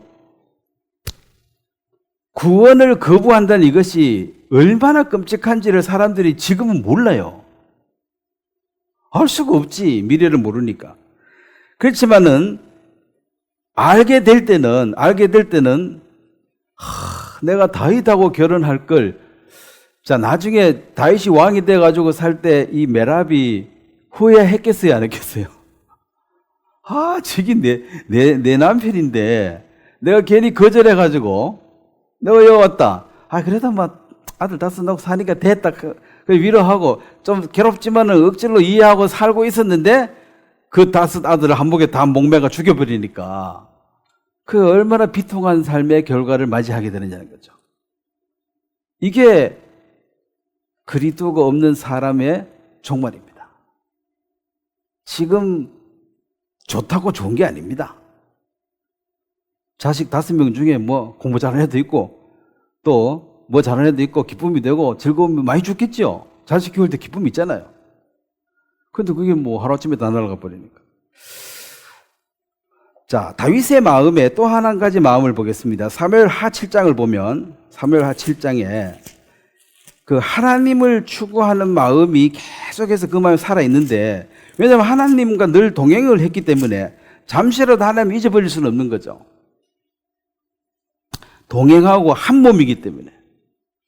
그러니까 어머니들이 자기 자식을 잠시도 못 잊잖아요. 뭐 생각나고 자꾸 생각하고 잊어버리라 그래도 잊어버리지가 않는 거지. 동행, 마음적으로 하나니까.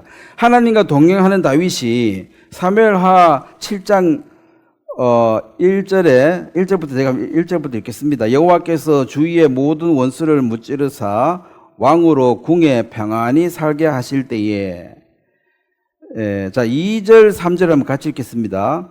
왕이 선지자 나단에게 이르되 볼지어다 나는 백향문 국에 살거늘 하나님의 궤는 휘장 가운데 있도다. 나단이 왕께 아뢰되 여호와께서 왕과 함께 계시니 마음에 있는 모든 것을 행하소서 하더라. 자, 왕이 이제 왕궁에 사니까 뭐 맛있는 거 먹고 집도 좋고 너무 복받아 너무 좋은 거예요. 다윗도 좋을 때 있습니다. 고생도 했지만은. 근데 이제 나를 왕 만들어 주신 하나님을 상징하는 하나님의 법궤는 지금 휘장 가운데 있다. 그 천막 쳐놓은데 텐트에 거 있고 자기는 왕궁에 살고 그러니까 저 아버지는 움막에 지어놓고 지는 왕궁에 살고 이런 심정으로 이게 안 맞다는 거지. 이 성전을 지어가지고 더 왕궁보다 더 좋은데 하는 게 맞다. 이제 그 마음이 생겼습니다. 이게 하나님과 합한 자의 마음이에요. 누가 시킨 거 아닙니다. 그 옆구리 찔러가지고 절 받는 게 아니고 평안히 잘 살다 보니까 내가 누구 덕에 지금 잘 살지? 하나님 덕이네? 그렇지. 하나님 덕이네. 그 하나님의 궤는 어디 있지? 그때는 텐트가 뭐 비닐이 없으니까 그냥 천막으로 쳐놨으니까 뭐 비가 소나기 오면 비도 좀 떨어지고 그러겠죠. 비닐 없으면. 이야, 이거 아닌데? 왕궁에 살고 있는 그 동안에 그런 생각을 하면서 내가 성전을 지어야 되겠다. 이 마음을 가졌다는 것입니다. 그런 것을 볼 때 하나님이 마음에 속 드는 거예요. 자, 거기 7장 9절, 8절, 9절도 한번 같이 읽겠습니다. 사무엘하 7장 8절, 9절, 8절. 그러므로 이제 내 종 다윗에게 이와 같이 말하라. 만군의 여호와께서 이와 같이 말씀하시기를 내가 너를 목장 곧 양을 따르는 데서 데려다가 내 백성 이스라엘의 주권자로 삼고 너가 가는 모든 곳에서 내가 너와 함께 있어 내 모든 원수를 내 앞에서 멸하셨은즉 땅에서 위대한 자의 이름과 같이 내 이름을 위대하게 만들어 주리라. 여기 보면은 위대하게 만들어 주리라. 누가 지금 약속하고 있습니까? 예? 만들어 주리라 그러면 다윗은 뭐 해야 돼요? 가만히 있으면 돼. 만들어 줄 때까지 가만히 있으면 돼. 그러니까 이 왕 예선 뽑을 때 아버지가 오죽했으면 그 참석도 안 시킨 이유는 뭡니까? 왕 될 확률이 제로라는 거죠. 막내고 뭐 아무것도 모르고 아직 애인데 쟤가 무슨 왕이 되겠나? 아예 쟤니까 너는 양이나 돌보고 있으라. 근데 이제 형편없는 그 양치기예요. 양치기. 아무것도 없는 허다가지고 왕궁에 갖다 놨다. 그래서 내가 너를 위대한 이름처럼 만들어 주겠다. 그럼 이 약속을 믿으면 든든하죠. 네? 만들어 주신다는데. 자, 다윗의 이름이 위대합니까? 안 위대합니까? 지금 다윗 모르는 사람이 없잖아요. 양치기 하다 죽은 사람이 한두 명이에요? 그냥 들풀 같은 인생이라 여러분이 들풀 하나와 같습니다. 들에 있는 들풀 이름도 없어요. 꽃 피고 열매 맺어도 봐주는 사람도 없어요. 운 없으면 꽃도 못 피고 그냥 밟혀 죽을 수도 있고 뭐 소가 뜯어먹을 수도 있고 그냥 끝이라. 인생이 뭐 죽을 수도 있고 뭐 그렇잖아요. 반드시 다 사는 것도 아니잖아요. 중간에 죽는 사람도 많으니까. 그리고 뭐 잘 살아도 알아주는 사람도 없고 기억하는 사람도 없고 아무것도 아닌데 다윗, 아브라함과 다윗의 자손 예수 그리스도의 세계라 해서 이 다윗의 별, 이 다윗을 모를 수가 없도록 그 위대한 사람을 만들었다. 그의 마음이 바로 하나님 보시기에 정직하고 합당했다는 거죠. 그것도 많은 연약함이 있었습니다. 그럼에도 불구하고 그를 만들어준 것이 내가 하나님을 위해서 뭔가를 해야 되겠다는 생각을 가졌다는 것입니다. 역대상 29장을 한번 보겠습니다. 역대상 29장.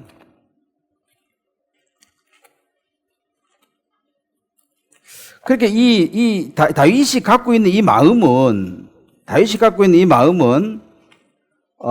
하나님 보시기에 아름다운 마음이에요. 그럼 우리 마음하고 비교해가지고 좀 조절해가지고 맞추면 되는 거예요. 그 마음으로. 우리 마음 속에도 동일하게 성령이 있어서 이런 마음이 다 있습니다. 근데 이게 좀 체험하고 경험하는 것이 필요하죠. 삶을 통해서. 역대상 29장 14절. 자, 다윗이, 자, 11절부터 제가 한번 읽겠습니다. 여호와여 위대하심과 권능과 영광과 승리와 위협이 다 주께 속하였사오니 천지에 있는 것이 다 주의 것이로소이다. 여호와여 주권도 주께 속하였사오니 주는 높으사 만물의 머리이심이니이다. 부와 귀가 주께로 말미암고 또 주는 만물의 주제가 되사 손에 권세와 능력이 있사오니 모든 사람을 크게 하심과 강하게 하심이 주의 손에 있나이다. 이게 다윗의 간증입니다. 자기 일평생 살면서 하나님은 누구냐 하니까 하나님은 이런 분이라는 거지. 이런 분이시고, 자, 우리 하나님이여 이제 우리가 주께 감사하며 주의 영화로운 이름을 찬양하나이다. 자, 14절을 한번 같이 읽어보겠습니다. 나와 내 백성이 무엇이기에 이처럼 즐거운 마음으로 드릴 힘이 있었나이까. 모든 것이 주께로 말미암아 싸우니 우리가 주의 손에서 받은 것으로 주께 드렸을 뿐이니이다. 이 다윗이 성전을 지으려 했을 때 하나님이 못 짓게 했습니다. 네 아들이 짓게 될 것이다. 그 아들이 누구죠? 솔로몬입니다. 근데 하나님이 다윗에게 성전의 설계도도 보여주시고, 그 다음에 모든 재료를 다 준비하게 했습니다. 자재를 다 준비했어요. 사실 솔로몬은 뭐 조립만 한 거죠. 다 재료 다 있고 뭐 설계도 있는데, 그냥 있는 거고 하면 지으면 그건 쉬운 거지. 그래서 솔로몬의 성전인데 사실은 다윗이 다 준비한 겁니다. 근데 다윗은 너는 피를 많이 흘렸고, 이 말은 은혜로 성전을 짓는 은혜는 솔로몬이 입어버리고 다윗은 죽으라고 했지만 준비만 하고 완성은 못 하겠습니다. 전쟁을 많이 한 관계로. 그러니까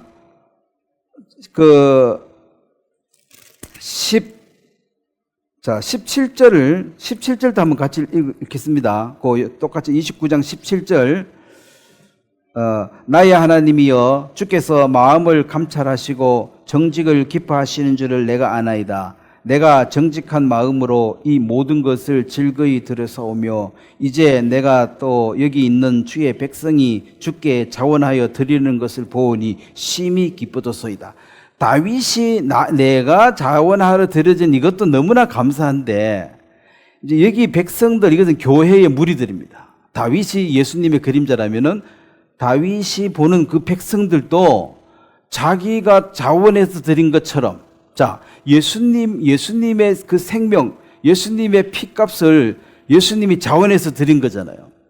죽음을, 이 잔을 내게서 할 수만 있으면 옮겨달라고 하는 그 육체의 요구는 있었지만 내 뜻대로 마옵시고 아버지 뜻대로 되어지기를 원하나이다 해서 그 죽음의 선잔을 주님이 마시신 것처럼, 이제 다윗이 내가 이렇게 즐거이 주님을 섬기는 이것도 너무나 감사한데 그 많은 백성들도 동일하게 즐거움을 드린 것을 보니까 너무나 기쁘다. 이게 교회의 성장에 관한 얘기입니다.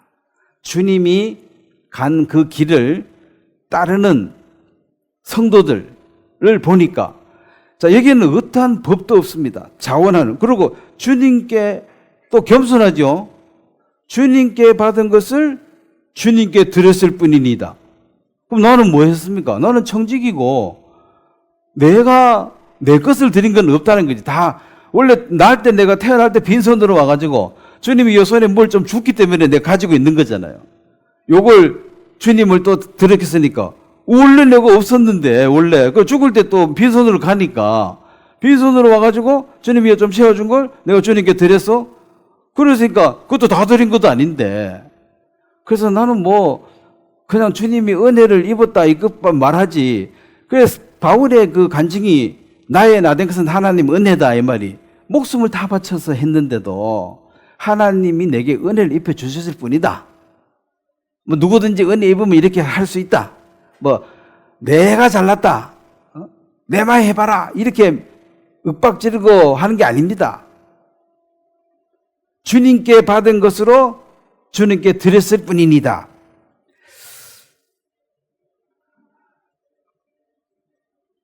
주님은 필요하면 이것저것 더 주신다 그랬고 솔로몬에게도 네가 구하지 아니한 내가 부와 기도 주겠다 그랬어. 필요하면. 그래서 우리가 지금 누리고 있는 이 어떤 삶의 환경 이 조건이 우리에게는 이게 최적의 조건으로 주님이 보시고 있고 더 필요하면 더 주시겠다.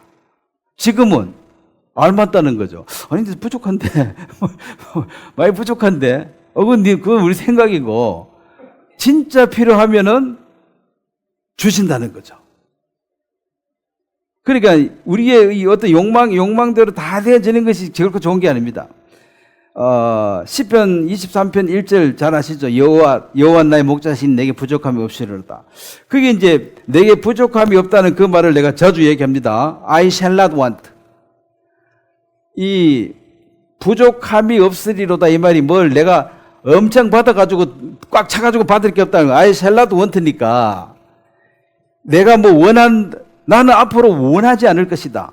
왜? 주님 한 분만으로 만족하기 때문에. 여호와가 나의 목자이시니까 나는 더 이상 원하지 않는다 이 말입니다. 부족함이 없다 많이 가졌기 때문에 더 이상 그러죠. 진짜 부자한테 선물하기 어렵다 이거지. 다 있는데 그것도 사고를 사주고도 욕먹을 거 아니에요 또. 에? 없는 사람은 뭐 식은밥 한 그릇 줘도 고마운데 부자한테는 그 다윗은 뭐 다 가져서 나는 더 이상 안 받는다 이 말이 아닙니다. 나는 더 이상 바라지 않는다. 왜? 여호와가 나의 목자로 나는 충분하다. 그분 한 분만으로 충분하다. 이것이 그의 간증이었습니다. 그래서 그 하나님 한 분으로 다윗은 일생을 살았고 또 받은 것을 주님께 드리고 너무 감사하고 잘 살고 또 주님 내가 무엇이 간데 내 미래 내 후손들에 대해서도 네 후손들이 잘 살게 될 것이고 성전적 이거 얘기해 주니까 그것도 너무 고마운 거라. 내가 잘 사는 것도 감사한데 내 후손도 잘 산다고 약속해 주니까 너무 좋은 거죠. 하나님은 오늘 우리에게 너가 구원을 받고 난 뒤에 세상 사람하고 다르게 분리시켜서 애굽에서 끄집어내서 광야로 보낸 이 이유는 여기는 광야는 하나님의 도움 없이는 살 수가 없는 곳인데 하나님을 의지해서 살아가는 법을 여기서만 배울 수가 있다는 것입니다. 애굽에 가서 애굽식으로 살면 되지 뭐 기도할 게 뭐가 있습니까?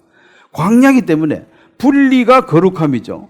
세상에서 나와 있기 때문에 이게 세상하고 안 맞으니까 하나님 도움을 받아야 되는 거잖아요. 그런데 그 하나님 한 분만으로 살아가는 이 한 사람 초라한 한 인생 다윗을 하나님이 다윗의 별로 높이 세우신 이것이 바로 하나님이 어떠한 분인가를 다윗이라는 사람을 통해서 나타냈다.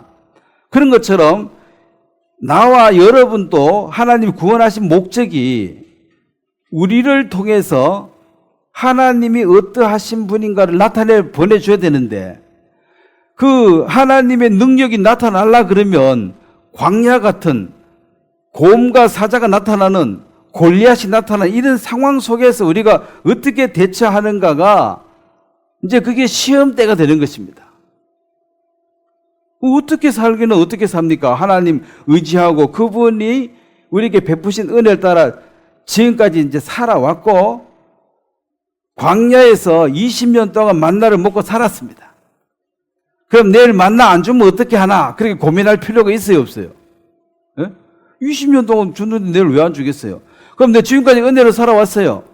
앞으로는 어떻게 살아야 됩니까? 똑같이 은혜로 사는 거죠. 그럼 어디서 먹을 게 생길란고? 나 이제 일도 뭐 하는데? 어디서 나오겠죠?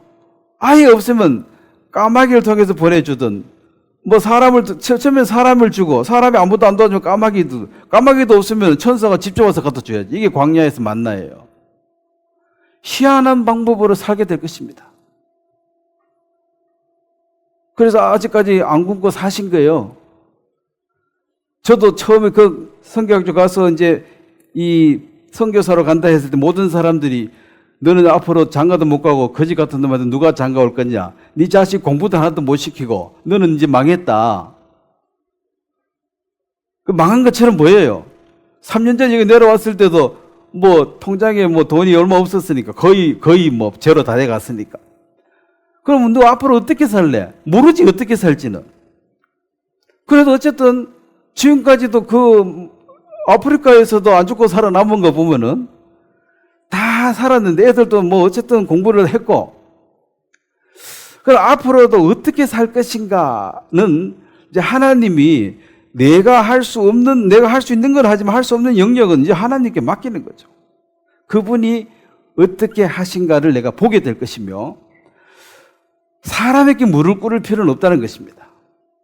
모르드게가 하만한테 무릎만 꿇으면은 세상 편하게 살 수 있는데, 하만한테 무릎 안 꿇어가지고 모르드게뿐 아니라 그 족속 전체가 죽임을 당할 처지에 들어갔습니다. 그게 하만이 마귀의 그림자예요. 너한테 한 번만 절해라. 그럼 내가 다 줄게. 절은 하나님께만 경배하지 나는 사람한테 안 한다. 그럼 너 죽이겠다는 거지. 너만 죽이가 안 되겠네. 생각해보면 너같이 고래 믿는 놈 다 죽여야 되겠네. 이게 이제 마귀가 교회를 핍박하는 원리입니다. 너는 아무것도 없으면서 뭐 그래 당당해. 무릎 좀 꿇어. 나는 하나님 말고는 무릎 안 꿇어. 이러면 이제 미움받는 거지. 그래서 우리가 무례하라는 것이 아니라 무례하게 요구할 때 비굴하게 무릎 꿇을 것, 그래서 살 필요는 없다는 것입니다. 그렇게 안 해도 살 수 있습니다.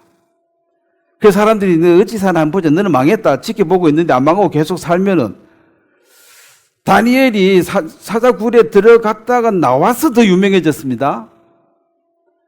다니엘 세 친구들은 불 속에 들어갔다 나오니까 더 유명해졌습니다. 너 이제 어려면 너 이제 죽었다. 너 망했다. 하고 어찌 망하나 죽어 보고 있는데 안 망하고 또 살아나와. 그 신기하네. 우연이겠지. 근데 그 다음에 또 보니까 또 불구덩이에 들어가서 너는 이번에는 이제 진짜 망했다 하는데, 요래 보니까 또 안 죽고 살아나와. 그래, 구원받은 사람들 옆에서 보면 너 곧 망할 것 같은데, 그래도 밥 먹고 또 잘 살아. 그게 신기한 거죠. 그게 여호와가 나의 목자이시기 때문에. 그분이 만유해 주고 모든 게 주께 속했다 그러잖아요. 필요하면은 이것저것 다 준다 그랬습니다. 그 하나님을 우리가 목자로 삼았기 때문에 나는 더 이상 원하지 않는다. 이 전제 조건은 하나님이 나의 목자, 여호와가 나의 목자이기 때문에 나 그분 한 분만으로 나는 충분하다. 그 감정입니다. 자, 오늘 여기까지 말씀 전하도록 하겠습니다.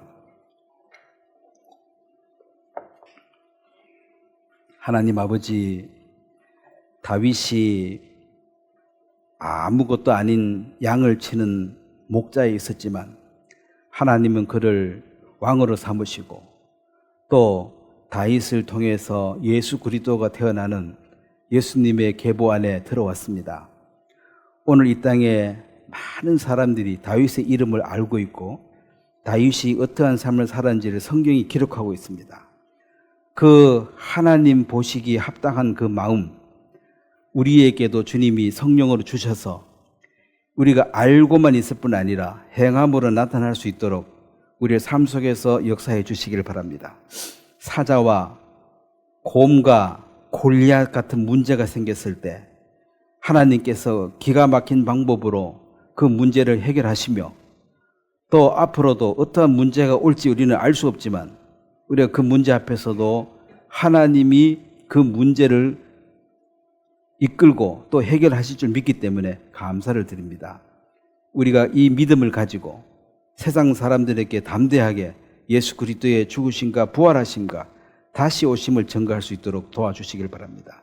감사를 드립니다. 예수님의 이름으로 기도드렸습니다. 아멘. 예, 감사합니다.